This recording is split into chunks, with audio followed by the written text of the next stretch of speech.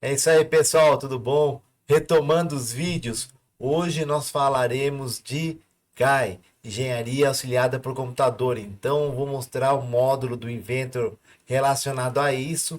É bem básico, é um pontapé inicial, há um universo ainda a ser explorado nessa área. O Inventor possui vários recursos, principalmente com o Inventor Nastran, que eu consigo analisar a fase plástica do material. É isso aí, pessoal, vamos lá. Pessoal, no último vídeo nós fizemos essa montagem e adicionamos os parafusos, tá? Então vamos lá. Eu vou clicar nessa base, no componente aqui de baixo, botão direito do mouse abrir. Nós faremos um estudo individual.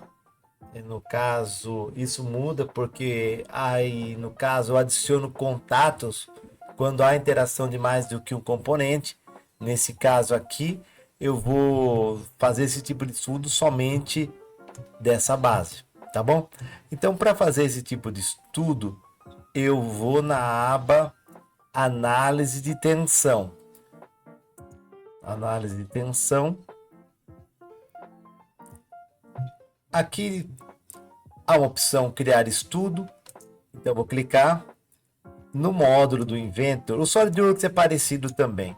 Existem três abas principais: análise estática, análise modal e gerador de forma. A análise estática é resistência dos materiais. A somatória de força é igual a zero. Então, em um ponto eu vou pôr a força e no outro o apoio. Aí ele tem um processo de integração que eu vou mostrar um pouco mais adiante, que ele vai dividir esse volume, no caso a base, em vários elementos que são elementos finitos. Então ele vai, nesse caso, triangularizar e vai fazer o estudo individualmente, baseado na força e no apoio, aí no caso força e no caso as restrições gerarão tensões, e aí no caso é feito todo um cálculo matricial de modo que eu tenha resultados, tá? Mas o que que acontece? A confiabilidade do resultado vai depender da qualidade dos elementos que são adotados, tá bom? É isso aí. Por hora é isso. Análise modal é em quais frequências a peça entra em ressonância. Então, no caso de um projeto de um componente, isso é muito complicado. A peça não pode entrar em ressonância, isso é assunto do futuro. E gerador de forma, caso eu queira otimizar o meu volume e tal. Vamos lá. Análise estática, ok. Pessoal, basicamente aqui a seleção é da esquerda para a direita, então não dá para ficar pulando muito. Então aqui no caso é o primeiro, a gente vai pular. Aqui a gente pode falar a respeito disso mais adiante. De repente eu posso variar uma dimensão em função de uma necessidade. Então de repente mudar, alterar essa espessura, desde que não exceda 100 megapascal. Enfim, posso criar isso. No caso, pessoal, esse estudo necessita da adição do material. Isso é imprescindível. Então aqui eu vou atribuir o material, tá? No caso aparece essa caixa. Vou clicar para explorar um pouquinho mais aqui na aba Materiais. Em Materiais vai carregar essa caixa e aqui existem alguns materiais, tá? Particularmente eu faço a mudança da biblioteca através dessa opção. Eu substituo essa opção biblioteca de materiais do Inventor para os da Autodesk. Então tem mais opções e aparece com o nome conforme norma, né? Então é fácil de identificar 1015, 1022, 1020. Então é muito mais fácil. Então vou clicar, por exemplo, aqui nesse 1020. Só quero mostrar alguns recursos, mas aqui eu posso definir o fabricante, custo, link do fabricante e tal. Mas a aba que eu gostaria de mostrar é essa, a terceira, que aqui tem coeficientes, no caso de condutividade térmica, calor específico e tal. Pessoal, esse é o padrão, eu posso alterar. No caso aqui, mecânico, ao modo de elasticidade. Aqui no caso está Yang, mas é modo de elasticidade. Poisson, modo de cisalhamento, densidade. A gente vai explorar isso mais adiante, mas o isotrópico, no caso, é que eu tenho o mesmo comportamento independentemente da direção. Então, se eu fizesse um ensaio de tração e a peça estivesse orientada numa direção, eu teria o mesmo comportamento se de repente eu usinasse um outro corpo de prova na direção oposta a essa que foi considerada inicialmente. Aí eu tenho o mesmo comportamento. Normalmente a gente acaba tratando isso como isotrópico, mas na prática, por exemplo, uma madeira, com relação à fibra, se eu fizesse um ensaio de tração, se eu puxasse um corpo de prova de madeira, se fosse na direção da fibra, tivesse obtido esse corpo de prova, eu teria um comportamento. Se fosse na outra direção, eu teria um outro comportamento. Aí seria nessa situação ortotrópico. O problema disso que aqui no caso mecânico, eu vou ter modos de elasticidades em cada direção, Poisson em cada direção. Por quê? Porque cada direção vai mudar com relação ao sentido da fibra e tal. E aqui no caso, resistência dos materiais, resistência no caso é o limite do escoamento, 260 megapascal, e aqui ruptura 441. Então esse material que eu vou estar adotando, o escoamento dele é 260 megapascal. Tá? Então eu vou clicar, eu vou até cancelar, eu não fiz nenhuma alteração, mas eu vou manter essa biblioteca alterada, vou fechar. Depois que eu fiz a alteração lá na biblioteca, é só clicar aqui, tá? E selecionar o material. Eu quis mostrar para vocês as possibilidades aí. Ok? Ok. Beleza. Pessoal, aonde a peça vai estar travada? Essa onde vai estar, quais são os pontos de apoio? Eu vou responder, eu devo inserir essas características nessa aba restrição. Essa aba, eu vou falar mais adiante, mas caso aqui a peça eu tenho um 3D, caso eu queira transformá-la em 2D, aí eu trabalho nessa caixa aqui. Isso é útil porque a quantidade de elementos, a quantidade de triângulos vai diminuir substancialmente se eu selecionar essa opção. Em algumas situações fica muito bom essa adoção, mas nem sempre, tá? Então vamos deixar dessa maneira, fixo, e aí no caso a região dos parafusos eu vou travar. Eu vou clicar aqui, aqui, aqui e aqui. Aí feito isso, ok, beleza.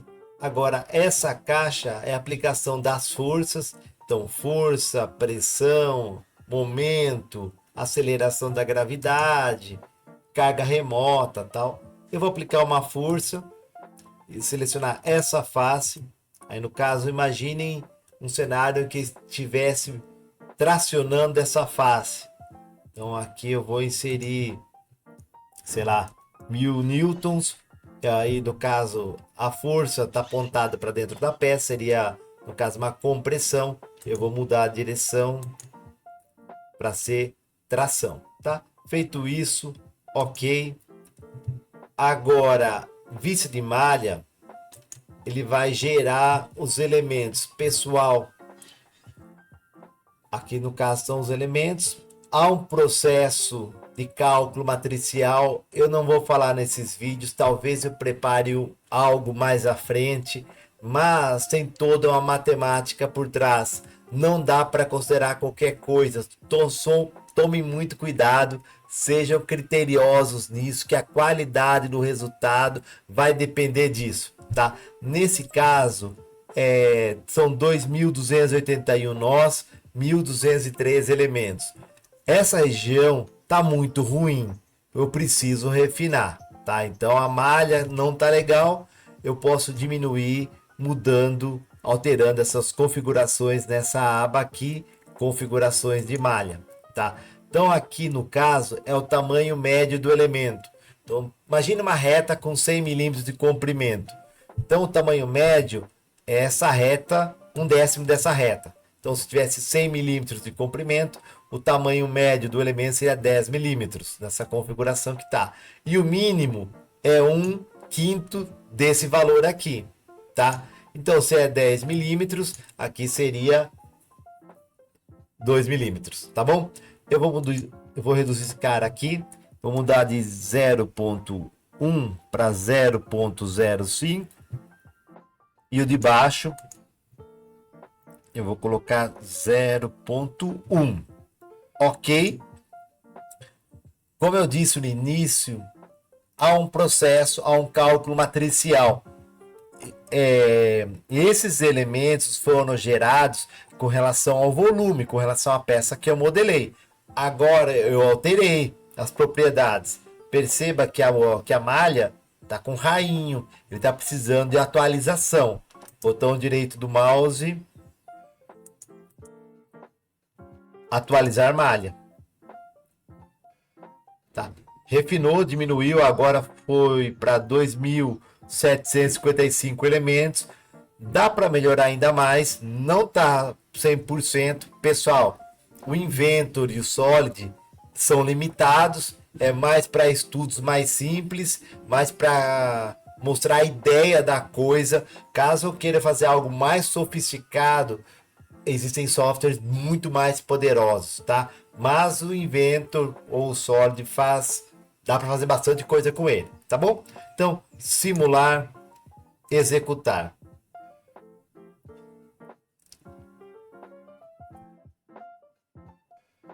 Então é isso, pessoal. No caso, se eu gerar a peça, perceba que, olha quanto que deformou. Na prática não é isso, tá, pessoal? Ele exagera para você entender o que vai acontecer, qual é o movimento. Aí, tá, beleza. Então o que vai acontecer? Qual que é o resultado? O que você espera quando você faz esse tipo de estudo? Eu vou ter um mapa de calor, uma régua com os valores de tensão, tá? Então, no caso, para esse estudo, o valor máximo encontrado foi de 20,67 megapascal e o mínimo 0. Então, aqui ele interpolou, tá? Então, veja, as regiões mais verdes aqui, amareladas, estão na faixa de 13, 15 megapascal, tá? Então, outras regiões têm tensão? Tem, mas menores do que esses que eu acabei de apontar, tá? Caso eu tenha interesse de obter um valor de tensão em ponto específico, eu vou em sonda e clico no ponto onde que eu quero. Aí aqui, por exemplo, então aqui está dando 6,5 megapascal. Então, aqui eu cliquei a mais, 3,14. E assim eu vou definindo os pontos, tá bom? Então, eu vou excluir as sondas. Então, aqui é isso. Pessoal, nós exploraremos isso. Isso vai longe. Só estou mostrando a ideia inicial. Então, aqui no caso, 20 megapascal. Vai romper a peça?